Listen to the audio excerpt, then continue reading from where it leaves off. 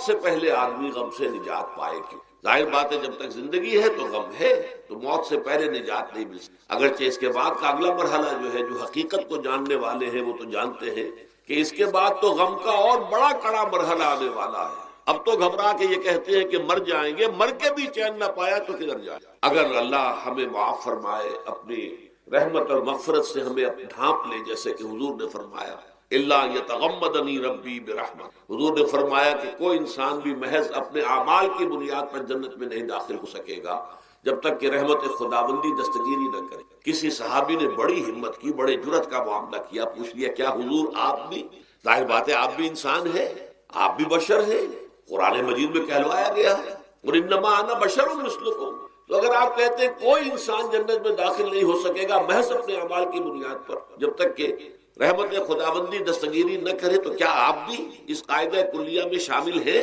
آپ نے فرمایا ہاں میں بھی، الا یتغمدنی ربی برحمت، جب تک کہ میرا رب مجھے اپنی رحمت سے ڈھانپ نہیں لے گا میں بھی جنت میں داخل۔ تو اس اعتبار سے اللہ تعالیٰ وہاں ہمیں بچا لے، لیکن جو وہاں نہیں بچایا گیا، اب ظاہر بات ہے کہ اس کے لیے جو مصیبت ہے وہ تو پھر دائمی ہے، ابدی ہے، دکھ ہی دکھ۔ میں اس کی طرف زیادہ جانا نہیں چاہتا اس وقت، اصل میں میرا موضوع جو ہے وہ اس دنیا میں دکھوں کا علاج۔ اب اس اعتبار سے غور کیجئے، دکھ دو قسم قرآن مجید پر جتنا میں نے غور کیا، دکھ ایک تو وہ ہے کہ جو ناگہانی طور پر آ جاتے، اس میں ہماری کسی غلطی کو دخل نہیں ہو، وہ کوئی آفت سماوی ہے، کوئی زلزلہ آ گیا ہے۔ ابھی آپ کو معلوم ہے بھوج جو قصبہ تھا گجرات سٹیٹ کا، انڈیا کا پورا ختم ہو گیا، اس میں بہت سے مسلمان۔ جب کوئی آفت سماوی آتی ہے تو وہ ظاہر بات ہے کہ پھر سب کے سب لوگ اس کی لپیٹ میں آ جاتے ہیں۔ زلزلہ آ گیا، یا کوئی اور طوفان آ جائے، جیسا کہ کئی مرتبہ آپ نے اخبارات میں پڑھا ہوگا، اس سال امریکہ میں بہت طوفان آئے ہیں، مشرقی ساحل پر بار بار طوفان آئے، وہاں بھی لوگ مرتے ہیں، وہاں بھی چھتیں اڑ جاتی ہیں، وہاں بھی تباہی جو ہے آتی ہے۔ تو اس حوالے سے ایک تو ہے وہ ناگہانی آفات، آفت ارضی ہو یا آفت سماوی ہو، زلزلہ ہے یا آفت ارضی ہے، طوفان آ گیا ہے، کوئی سائیکلون آ گیا یا آفت سماوی ہے، یا کوئی آسمان سے بڑا سا پتھر آ جائے۔ آپ کبھی کبھی اخبارات میں پڑھتے ہوں گے کہ ایک بڑی چٹان پاس سے گزر گئی، بہت بڑی خلائی چٹان جو ہے زمین کے قریب سے ہو کر گزر گئی، زمین بچ گئی، ورنہ اگر وہ زمین سے ٹکرا جاتی تو نہ معلوم کتنا بڑا یہاں پر تباہی کا معاملہ، بڑے بڑے جو ہے شہاب گرتے رہے زمین کے اوپر، بڑی بڑی تباہی آتی رہی۔ تو ایک تو یہ ہے، اور ان میں بھی تقسیم کیجئے، یہ ناگہانی تکلیف، ناگہانی مصیبت، یا کوئی آفت سماوی یا آفت ارضی، اس کی بھی پھر دو قسمیں ہو گئی۔ ایک وہ کہ جو افراد کو متاثر، انفرادی سطح، آدمی سڑک پر جا رہا تھا، پیچھے سے آ کر کسی گاڑی نے ٹکر ماری، گر گیا، ٹانگ ٹوٹ گئی، اب ظاہر بات ہے کہ اس میں اس کا کوئی قصور نہیں ہے، یہ اللہ تعالیٰ کی طرف سے بات آ گئی۔ یا یہ کہ کوئی اگر اجتماعی سطح پر آیا، جیسا کہ زلزلہ ہے، یا جیسا کہ کوئی سائیکلون ہے، کوئی بڑا طوفان ہے، بہت بڑے فلڈز آ گئے، اس وقت بھی موزمبیق میں بہت بڑا فلڈ آیا ہوا ہے، ساؤتھ افریقہ میں، اور افریقہ میں پچھلے سال بھی بہت بڑا فلڈ آیا تھا، بڑی تباہی آئی تھی، آ رہا۔ تو یہ آفت سماوی، یہ ظاہر بات ہے کہ اجتماعی سطح پر آتی ہے، بڑی بڑی مقدار میں، تعداد میں لوگ متاثر، لاکھوں لوگ بے گھر ہو جاتے ہیں، ہزاروں آدمی مارے جاتے ہیں۔ پہلی شکل جو ہے دکھ کی، جیسا کہ میں نے عرض کیا، وہ ناگہانی دکھ، کوئی آفت ارضی، کوئی آفت سماوی، خواہ وہ انفرادی ہو خواہ اجتماعی۔ اس کے ضمن میں کیا علاج ہے؟ ظاہر بات ہے کہ اس کا علاج یہ تو نہیں ہو سکتا کہ آپ اس کو ختم کریں۔ انگریزی کا ایک محاورہ ہے،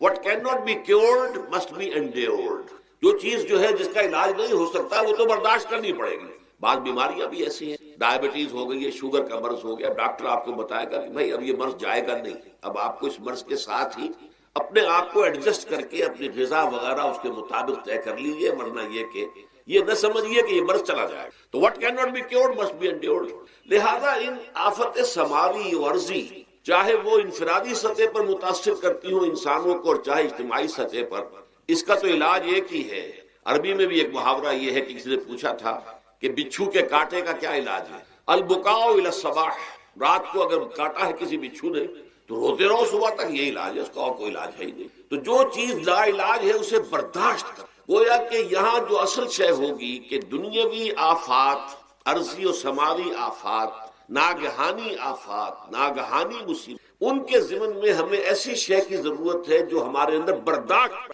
اس کو جھیلنا آسان بنا، ہم اس کی وجہ سے بجھ کر نہ رہ جائیں، ہماری ہمتیں جواب نہ دے جائیں، ہمارا ارادہ ختم نہ ہو جائے، ہمارا حوصلہ پست نہ ہو جائے، بلکہ برداشت ہو، جھیلنا ہو، تحمل۔ ابھی بٹر صاحب کہہ رہے تھے اللہ تعالیٰ ذرا سا متحمل ہے، میں نے کہا یہ بہت غلط بات کہہ رہے ہیں، اللہ بہت متحمل، وہ ذرا سا تو یوں سمجھیے کہ ان کے کہنے کے انداز میں یہ بات آ گئی، ذرا سا رحیم بھی ہے، نہیں وہ بہت رحیم ہے، بہت متحمل ہے، بہت حلیم۔ لیکن یہ کہ ہمیں یہ جو آفات سماویہ اور ارضیہ ہیں جو ہمارے اوپر آ جاتی ہیں اللہ کی طرف سے، ان کے ضمن میں ذہنی ایک ایٹیچیوڈ پیدا ہو جائے، سوچ کا ایک خاص رخ بن جائے، انسان کے احساسات ایک خاص طرز پر ڈھل جائیں، تو پھر ان کو برداشت کرنا آسان ہے۔ اور وہ کیا ہے؟ وہ ہمارے ایمان کا لازمی، ایمان ہمیں یہ بتاتا ہے کہ کوئی مصیبت زمین میں آتی ہے نہ تمہاری جانوں پر آتی ہے بغیر اذن رب، جو کچھ آ رہا ہے اللہ تعالیٰ کے فیصلے سے آیا ہے، یہ کوئی اندھا بہرا مادہ نہیں ہے، یہ کوئی اندھا بھینسا نہیں ہے کہ اس نے آ کے آپ کو ٹکر مار دی ہے، نہیں، یہ تو سمیع و بصیر، علیم و خبیر اللہ اور حکیم اور قدیر اللہ کا فیصلہ، لہذا یہ من جانب اللہ ہے، اس کو تم سمجھو کہ اللہ تعالیٰ کی طرف سے ہے۔ اور جب اللہ کی طرف سے ہے تو سورہ آل عمران میں فرمایا بیدہ الخیر، اس کے ہاتھ میں تو خیر ہی خیر ہے، یعنی بظاہر تمہیں محسوس ہوتا بھی ہو کہ یہ میرے لیے تکلیف دہ بات آ گئی تو اس کو یوں سمجھو کہ اس کا نتیجہ جو میرے حق میں نکلے گا وہ خیر ہوگا۔ فوری طور پر تو تکلیف ہے، مجھے اچھی نہیں لگ رہی، ناگوار ہے، لیکن نتیجہ اس کا خیر نکلے گا۔ جیسے بچہ بیمار ہے، ماں اسے دوا پینے پر مجبور کر رہی، کڑوی دوا ہے، وہ تو سمجھتا ہے مجھ پر بڑا ظلم ہو رہا ہے، یا آپ لے گئے اسے ڈاکٹر کے ہاں ٹیکا لگوایا ہے، وہ تو چیخ رہا ہے، رو رہا ہے، لیکن آپ کو معلوم ہے، کاش اسے بھی معلوم ہو جائے کہ یہ میرے خیر کے لیے، میرے بھلے کے لیے، اگر اسے یہ معلوم اور محسوس ہو جائے تو اس کی تکلیف اس کے اندر بہت کمی آ جائے گی، وہ سہار لے گا، اس کو وہ برداشت کرے گا۔ اس حوالے سے اس کا جو ہمارے دین میں اس کا نام ہے، اس ذہنی کیفیت کا، ان احساسات کا، اسے ہم کہتے ہیں تسلیم و رضا۔ جو کچھ آ رہا ہے اللہ کی طرف سے آ رہا ہے، لہذا سر تسلیم خم، اے اللہ ہم قبول کر، رضا، ہر حال میں تیری رضا پر راضی، جو تیرا فیصلہ ہے ہمیں بصر و چشم تسلیم و رضا، ہم بھی تسلیم کی خو ڈالیں گے، بے نیازی تیری عادت ہے، اللہ تو بے نیاز ہے، لیکن اے اللہ تو ہمارے لیے جو بھی تکلیف کا تو نے فیصلہ کیا، ہم تسلیم کی خو ڈالیں گے، عادت پیدا کر لیں گے اپنے اندر کہ ہر ساقی ماریخت عین الطاف است، کہ میرا ساقی میرے پیالے میں جو کچھ ڈال دے یہ اس کا لطف و کرم ہے۔ یہ مقام رضا ہے، یہ ایمان کا ایک ایسا تقاضا ہے کہ جس کو ہم کہیں گے ایمان کی حلاوت، ایمان کی مٹھاس۔ اگر آپ کا منہ کڑوا ہو جائے تو آپ چینی کھاتے ہیں تاکہ منہ کا ذائقہ ٹھیک ہو جائے، اگر تکالیف کی وجہ سے، دکھ کی وجہ سے آپ کے احساسات کے اندر کوئی خرابی پیدا ہو رہی ہے، یہ جو مقام رضا ہے یہ اس کے لیے قند ہے، یہ اس کے لیے چینی ہے، یہ اس کے لیے شہد ہے، یہ اس کی تلخی کو ضائع کر دینے والی چیز کہ اللہ تیری رضا پر راضی، راضی برضائے رب۔ اب اس کے ضمن میں سمجھئے، یہ تو اصولی بات میں نے آپ کو بتا دی، اس کی تین کیفیات ہو سکتی ہیں کیوں اللہ کی طرف سے یہ چیزیں آتی ہیں۔ سب سے پہلی شے ہے، اب وہ جو آیات میں نے سنائی تھی وہ سن لیجئے پہلے ترجمہ۔ سورہ تغابن میں فرمایا ما صاب من مصیبت الا باذن اللہ، دیکھو کوئی مصیبت تم پر نہیں آ سکتی، نہیں آتی مگر اللہ کے اذن۔ ومن یؤمن باللہ، اور جو شخص اللہ پر ایمان رکھتا ہو یہد قلبہ، اللہ اس کے دل کو ہدایت دے دے، اس کے دل کو سکون عطا کر، وہ راضی برضائے رب، اس میں شکوہ نہیں رہتا، اس میں شکایت نہیں ہے، اس میں تلخی نہیں ہوتی، کیوں ہو گیا، کیسے ہو گیا، کیوں ہو گیا، نہیں ہونا چاہیے۔ یہ سارا جو پیچ آدمی کھاتا رہتا ہے اندر ہی اندر، وہ جو پیچ کھا رہا ہے یہ سب پیچ سے نجات نہیں۔ برو کشید سے پیچا کہ ہست مود مرا، چے اقدہا کے مقام رضا کشود مرا۔ یہ پیچ کھانا جو ہے، پیچا کے ہست مود، اس سے اللہ تعالیٰ نے مجھے نجات دے دی ہے مقام رضا کے ذریعے سے۔ کتنے بڑے بڑے عقدے میرے حل ہو گئے اس مقام رضا سے، چے اقدہا کہ مقام رضا کشود میرے تو بہت سے عقدے اس سے حل ہو گئے۔ اس حوالے سے ایک موٹی بات تو یہ ہو گئی، لیکن اب اس کو تین حصوں میں تقسیم۔ پہلی بات یہ کہ یہ اللہ کی طرف سے آزمائش، میرا بندہ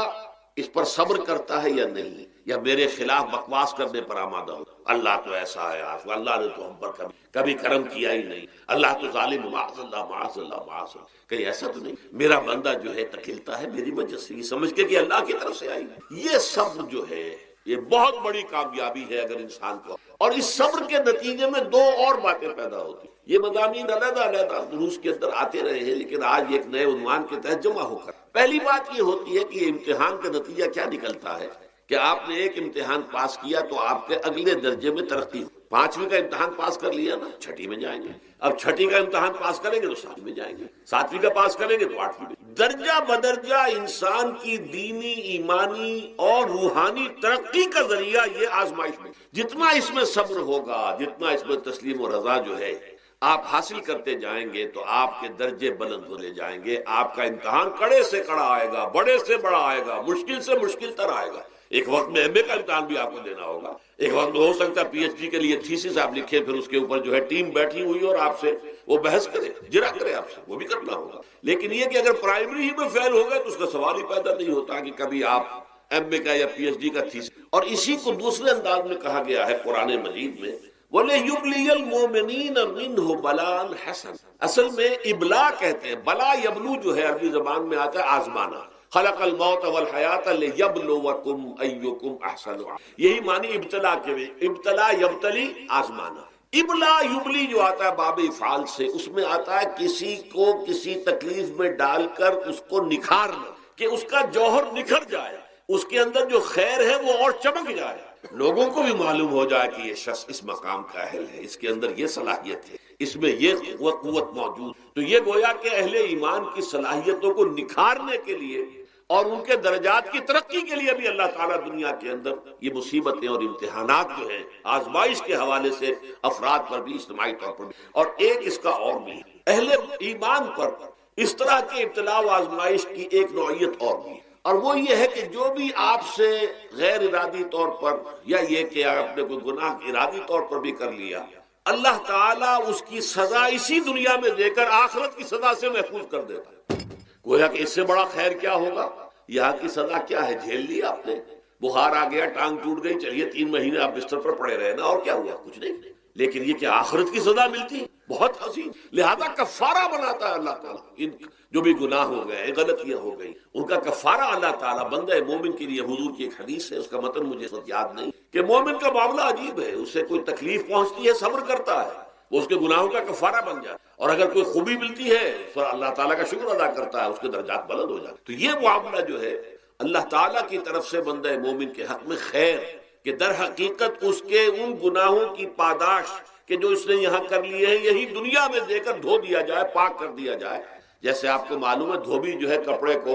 بھٹی میں چڑھاتا ہے، گرم پانی میں ڈالتا ہے کہ نہیں ڈالتا، تاکہ اس کا میل نکلے، اس کے آگے پٹکتا بھی ہے ذرا اس کو، تاکہ وہ میل اچھی طرح چھٹ جائے اس سے۔ اسی طرح اگر دنیا میں ہمارے میل چھٹ جائیں، دنیا میں اگر ہمارے گناہ دھل جائیں، تو یہ بڑے نفع کا سودا ہے، بڑے نفع کا سودا ہے، بڑے نفع کا سودا ہے۔ اس اعتبار سے آپ غور کیجئے کہ اگر یہ حقائق ہمارے سامنے رہے تو کیا کوئی تکلیف دنیا کی ہمیں بھاری محسوس ہوگی؟ ہمیں تو بتایا یہ گیا ہے کہ عسیٰ ان تکرہوا شیئا وہو خیر لکم۔ قرآن حکیم میں دوسری مرتبہ بیان ہو رہا ہے، اس سے پہلے یہ سورہ بقرہ میں اس کے 4تھے رکوع میں آ چکا ہے۔ البتہ آپ دیکھیں گے کہ اگرچہ یہ قصہ جو ہے قرآن مجید میں 7 مرتبہ آیا ہے، 6 مرتبہ مکی صورتوں میں اور 1 مرتبہ مدنی صورت، لیکن یہ کہ ہر جگہ کوئی نہ کوئی بات نئی ہے، اس لیے کہ جس دور سے بھی یہ تحریک جو ہے حضور کی دعوت کی گزر رہی تھی، اس دور کے حوالے سے کچھ چیزیں جو ہیں وہ ہر جگہ پر آپ کو مزید نمایاں ملیں۔ اب مثلاً اس رکوع کے شروع میں ہمیں وہ عظیم آیت ملی ہے کہ جس میں جمع کا صیغہ اختیار کیا گیا ہے، وَلَقَدْ خَلَقْنَاكُمْ ثُمَّ صَوَّرْنَاكُمْ ثُمَّ قُلْنَا لِلْمَلَائِكَةِ اسْجُدُوا لِآدَمَ فَسَجَدُوا إِلَّا إِبْلِيسَ۔ اس کے بارے میں پچھلی مرتبہ میں عرض کر چکا ہوں۔ اب دوسری بات جو آ رہی ہے وہ یہ ہے کہ جو شیطان نے ورغلایا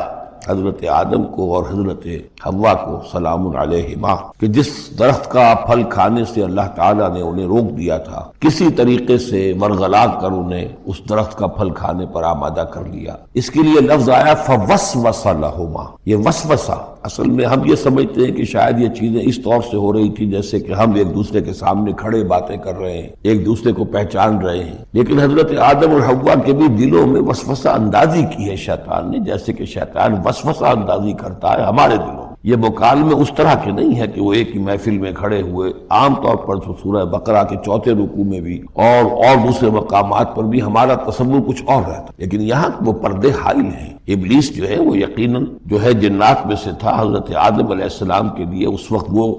بھی وہ انویزیبل تھا، لہذا نفس جو آیا ہے فوسوس لہما الشیطان، وسوسہ ان کے دلوں میں ڈالا۔ لیبدی لہما ما بوری عنہما من سوآتہما۔ اب یہاں خاص طور پر ایک بات آ رہی ہے، اس کو ہم متشابہات ہی میں شمار کریں گے۔ یہاں ایک خاص اثر ظاہر کیا جا رہا ہے کہ وہ شجر ممنوع تھا، اس کا پھل کھانے کا ایک نتیجہ برآمد ہوا، اور وہ یہ ہوا کہ حضرت آدم اور حوا پر ان کی شرمگاہیں جو ہیں وہ نمایاں ہو گئیں۔ یا تو ایسا ہے کہ پہلے انہیں شعور نہیں تھا، اب شعور پیدا ہو گیا، یا یہ کہ انہیں کوئی خاص لباس جنت کا حلہ اللہ تعالیٰ نے عطا کیا ہوا تھا، وہ لباس اتر گیا اس درخت کا پھل کھانے کے نتیجے میں۔ یہ چیزیں ایسی ہیں کہ جس سے یقیناً بہت سے لوگوں کو کچھ قیاس آرائیوں کا موقع ملا ہے۔ بعض لوگوں کے نزدیک یہ نیکی اور بدی کی تمیز کا درخت ہے اصل میں، کہ جس کو کھاتے ہی نیکی اور بدی کی تمیز پیدا ہو جائے۔ بعض حضرات کا خیال یہ ہے کہ یہ اصل میں پہلا سیکشول ایکٹ ہے آدم اور حوا کے مابین، جس کو اس سے تعبیر کیا گیا ہے۔ یہ مختلف آراء ہیں، مختلف جو ہیں اس میں قیاسات ہیں،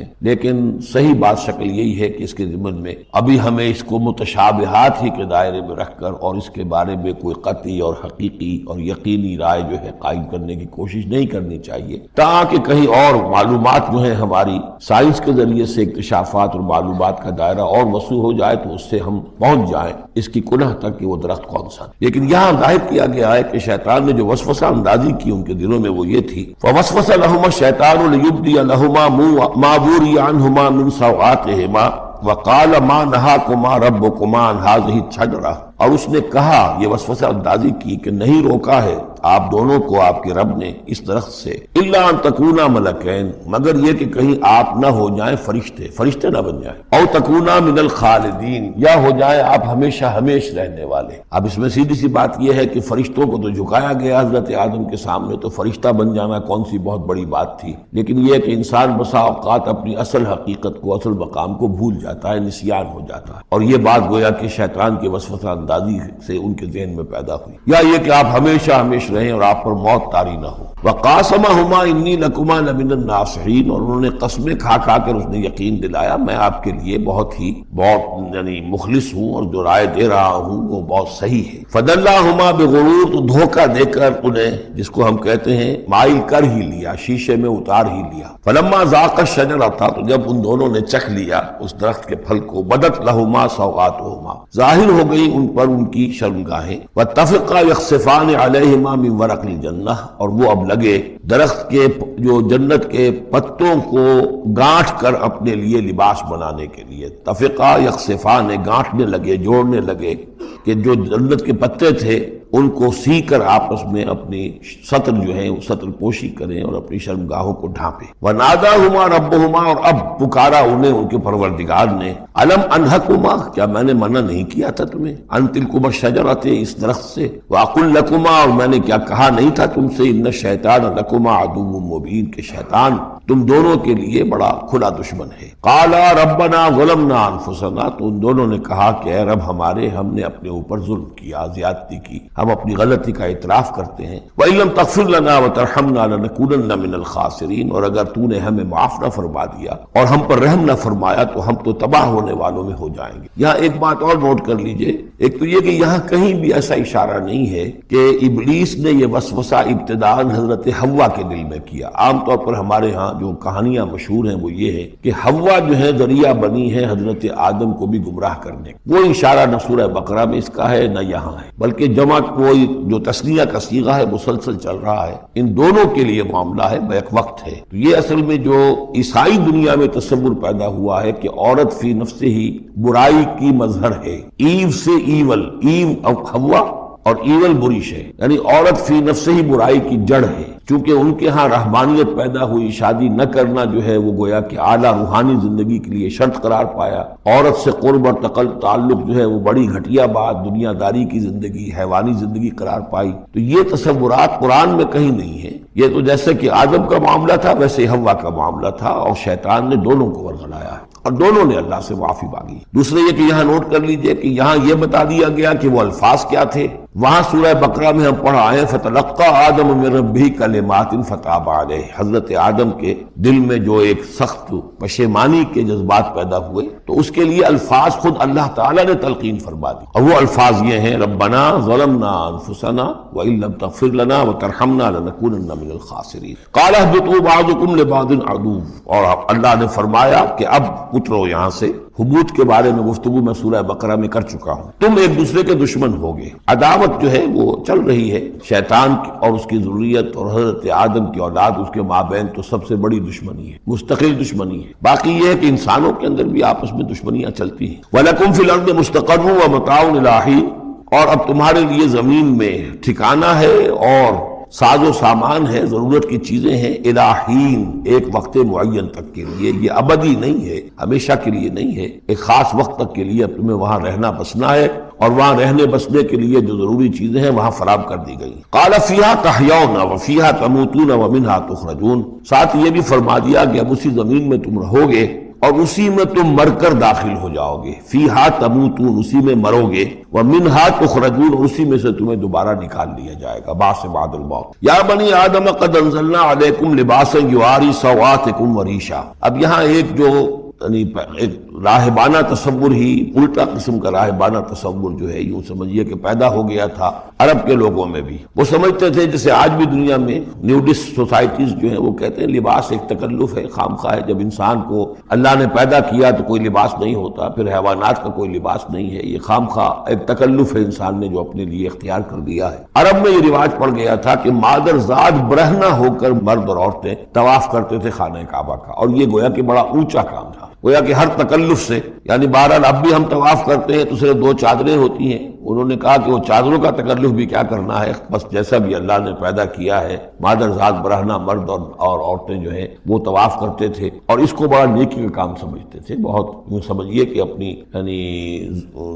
سیلف انہیلیشن یا اپنی نفی ذات جو ہے اس کا بہت بڑا مظہرہ تھا. اب اس کی یہاں تردید ہو رہی ہے. یا بنی آدم، آدم کی اولاد، قد انزلنا علیکم لباسا، ہم نے تم پر لباس اتارا ہے، یواری سوآتکم، جو تمہارے شرمگاہوں کو ڈھانپتا ہے، وریشا، اور تمہارے لیے آرائش کا سبب بنتا ہے، زیبائش اور آرائش. ولباس التقوی ذالک خیر، اور اس سے اوپر پھر ایک اور لباس ہے، اور وہ لباس ہے تقوی کا لباس. ظاہر ہے کہ وہ سب سے بہتر ہے. اگر تقوی کا لباس نہیں ہے تو بسا اوقات اور انسان لباس پہن کے بھی ننگا ہوتا ہے. اتنا تنگ لباس کہ اس میں جسم کے سارے نشیب و فراز ظاہر ہو رہے ہوں، یا اتنا باریک لباس عورتوں کا کہ جس میں وہ جسم اندر سے جھلک رہا ہو، تو وہ لباس پہنے ہوئے بھی، جیسے کہ حضور نے فرمایا اللہ تعالیٰ لعنت فرمائے ان عورتوں پر جو لباس پہن کر بھی ننگی رہتی. تو لباس التقوی ذالک خیر، ایک اور اضافی جو ہے وہ تقوی کا ہے، شرم ہو، حیا ہو، تقوی. ذالک من آیات اللہ لعلہم یذکرون، یہ اللہ تعالیٰ کی آیات میں سے ہے تاکہ یہ لوگ نصیحت اخذ کریں. یا بنی آدم لا یفتننکم الشیطان، اے بنی آدم دیکھو تمہیں شیطان اب نہ بچلانے پائے، نہ دھوکہ دینے پائے، نہ فتنے میں ڈالنے پائے. کما اخرج ابویکم من الجنہ، جیسے کہ تمہارے دونوں ماں باپ جد امجد اور اماں حوا کو اس نے نکلوا دیا تھا. کما اخرج ابویکم من الجنۃ، جنت سے، ینزع عنہما لباسہما، اور وہ ان سے اتروا لیا تھا اس نے ان کا لباس جنت کا، لیریہما سوآتہما، تاکہ دکھائے انہیں، ان پر عیاں کر دے ان کی شرمگاہیں. انہ یراکم ہوا وقبیلہ من حیث لا ترونہم، ایک بات جان لو کہ وہ یعنی ابلیس خود، چونکہ اسے بھی چھوٹ ملی ہوئی ہے قیامت تک کے لیے، وہ مسلسل زندہ ہے، اور قبیلہ اور اس کی قوم، اس کی ذریت اور اس کے جو ایجنٹ ہیں جنات میں سے، چونکہ وہ انویزیبل ہیں تو وہ تمہیں دیکھتے ہیں، تاکتے ہیں تمہیں، تم پر داؤ لگاتے ہیں. یراکم ہوا وقبیلہ من حیث لا ترونہم، جہاں سے تم انہیں نہیں دیکھ سکتے. انا جعلنا الشیاطین اولیاء للذین لا یؤمنون، ہم نے تو شیاطین کو ان لوگوں کا دوست بنا دیا جو ایمان نہیں لاتے. جو ایمان نہیں رکھتے، ایمان نہیں لاتے، تو شیطان جو ہے جیسے گندگی جو ہے اس کے اوپر مکھی آئے گی، ایسے ہی جہاں اللہ کا ذکر نہیں ہے، اللہ کا ایمان نہیں ہے، خانہ خالی را دیو می گیرد، تو وہاں یہ شیاطین جن جو ہے آ کر اڈا جمائیں گے. وَإِذَا فَعَلُوا فَاحِشَةً، اور جب یہ ایک بے حیائی کا کام کرتے ہیں یعنی ننگے عریاں طواف، قَالُوا وَجَدْنَا عَلَيْهَ آبَاءَنَا، کہتے ہیں ہم نے پایا اپنے آباء و اجداد کو یہی کچھ کرتے ہوئے. وَاللَّهُ أَمَرَنَا بِهَا، اور جب ہمارے آباء و اجداد یہ کرتے تھے تو یقیناً اللہ ہی نے ہمیں اس کا حکم دیا ہوگا. یہ گویا کہ ان کے نزدیک سرکمسٹانشل ایویڈنس تھا کہ جب ایک ریت چلی آ رہی ہے، ایک رسم چلی آ رہی ہے، تو یقیناً اللہ ہی نے کہا ہوگا. قل ان اللہ لا یامر بالفحشاء، نبی ان سے کہہ دیجیے اللہ تعالیٰ بے حیائی کا حکم نہیں دیتا. اتقولون علی اللہ ما لا تعلمون، تو کیا تم اللہ کی طرف منسوب کر رہے ہو، یعنی جھوٹ جڑ کر اور جھوٹ گھڑ کر اس کو جڑ رہے ہو اللہ کی جناب میں، جو جس کا کہ تمہیں کوئی علم حاصل نہیں ہے۔ قل امر ربی بالقسط، کہہ دیجئے نبی کہ میرے رب نے تو حکم دیا ہے انصاف کا، عدل کا، توازن کا۔ وَأَقِيمُوا وُجُوهَكُمْ عِنْدَ كُلِّ مَسْجِدٍ، اور اپنے رخ سیدھے کر لیا کرو ہر نماز کے وقت۔ مسجد جو ہے یہ اس میں ظرف ہے، اور ظرف زمان بھی، ظرف مکان بھی۔ مسجد سجدے کی جگہ بھی مسجد ہے، اور سجدے کا وقت جو ہے ظرف زمان وہ بھی مسجد۔ وَادْعُوهُ مُخْلِصِينَ لَهُ الدِّينَ، اور اس کو پکارا کرو، اس سے دعا کیا کرو، لیکن اس کے لیے اپنی اطاعت کو خالص کرو، یعنی اللہ تعالیٰ سے دعا کرنے کی ایک شرط ہے، اس کی اطاعت کو اپنے اوپر لازم کرو۔ جیسے کہ سورہ بقرہ میں ہم جہاں روزے اور رمضان کے احکام اور حکمتوں کا بیان ہوا ہے، اس میں فرمایا گیا وَإِذَا سَأَلَكَ عِبَادِي عَنِّي فَإِنِّي قَرِيبٌ أُجِيبُ دَعْوَةَ الدَّاعِ إِذَا دَعَانِ فَلْيَسْتَجِيبُوا لِي، میں تو ہر ایک پکارنے والے کی پکار سنتا ہوں، اس کی دعا کو قبول کرتا ہوں، لیکن اسے بھی چاہیے کہ میرا کہنا مانے، اور یہ کہنا ماننا جو جزوی نہیں ہوگا۔ ادخلوا فی السلم کافہ، داخل ہونا ہے تو پورے پورے ہونا۔ تو فرمایا کہ مخلصین لہ الدین، اپنی اطاعت کو اس کے لیے خالص کرتے ہو، یعنی اس کی اطاعت کے دائرے کے اندر تو اور اطاعتیں ہو سکتی ہیں۔ والدین کا حکم آپ مان لیجئے جس میں کہ اللہ کی معصیت نہ ہو، اساتذہ کا حکم، حکام کا حکم جس میں اللہ تعالیٰ کے کسی حکم کی نفی نہ ہو رہی ہو، وہ ساری اطاعتیں اپنی جگہ پر ہوں گی، لیکن لا طاعت لمخلوق فی معصیت الخالق، مخلوق میں سے کسی کی اطاعت نہیں کی جائے گی جس میں خالق کی معصیت لازم آ رہی ہو۔ وَادْعُوهُ مُخْلِصِينَ لَهُ الدِّينَ كَمَا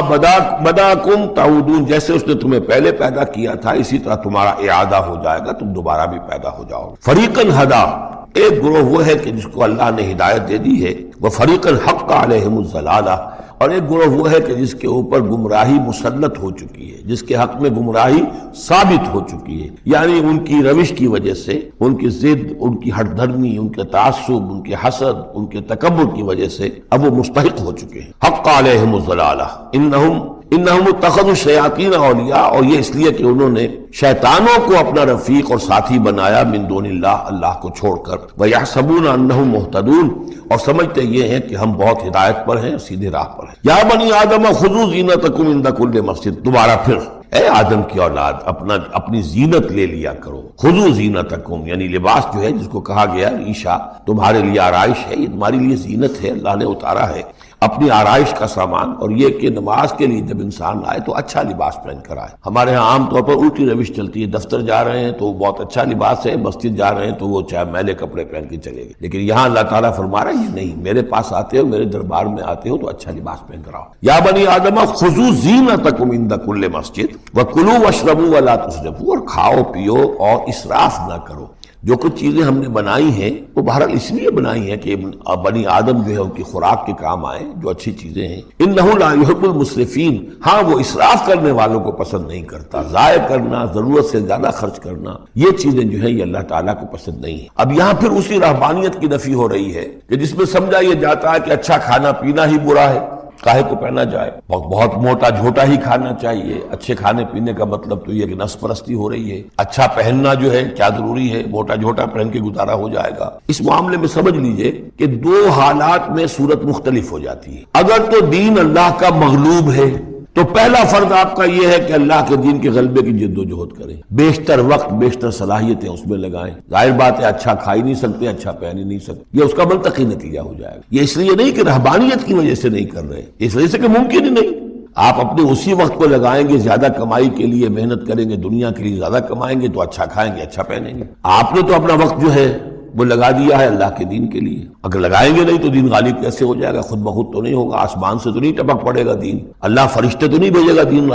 غالب کرنے کے لیے، غالب تو آپ کو کرنا ہے۔ لہذا اس صورت میں تو نیچرل یہ ہو جاتا ہے کہ پھر کم سے کم کرو، کم سے کم کرو، کم سے کم کرو، اپنے معیار زندگی کو اور نیچے لاؤ، اور نیچے لاؤ، اور نیچے لاؤ، تاکہ زیادہ سے زیادہ وقت، زیادہ سے زیادہ اپنی صلاحیتیں، زیادہ سے زیادہ اوقات، زیادہ سے زیادہ اپنے وسائل کو آپ فارغ کر سکیں اللہ کے دین کے لیے۔ لیکن اس حالت میں یہ جو ہوتا ہے یہ کسی رہبانیت کی وجہ سے نہیں ہے، جیسے کہ صحابہ کرام نے سختیاں جھیلی، بھوک برداشت کی، گھر بار چھوڑے، لیکن وہ کسی رہبانیت کے نظریے کے تحت نہیں تھے، وہ ایک مثبت جہادی نظریہ ہے، جد و جہد، انقلابی جد و جہد۔ اور اس انقلابی جد و جہد میں تو دنیا میں جو بھی کوئی آئی ہے پارٹی، ریولوشنری پارٹی، اسے یہ سختیاں جھیلنی پڑی ہیں، چاہے وہ کمیونسٹ ہو یا کوئی اور ہو۔ انقلاب تو اس کے بغیر آتا ہی نہیں ہے۔ البتہ اگر دین غالب ہو گیا قائم ہے۔ اب گویا کہ جو ریاست ہے، اسلامی ریاست ہے، نظام خلافت ہے، اب آگے دین کو پھیلانا اور عام کرنا اور مزید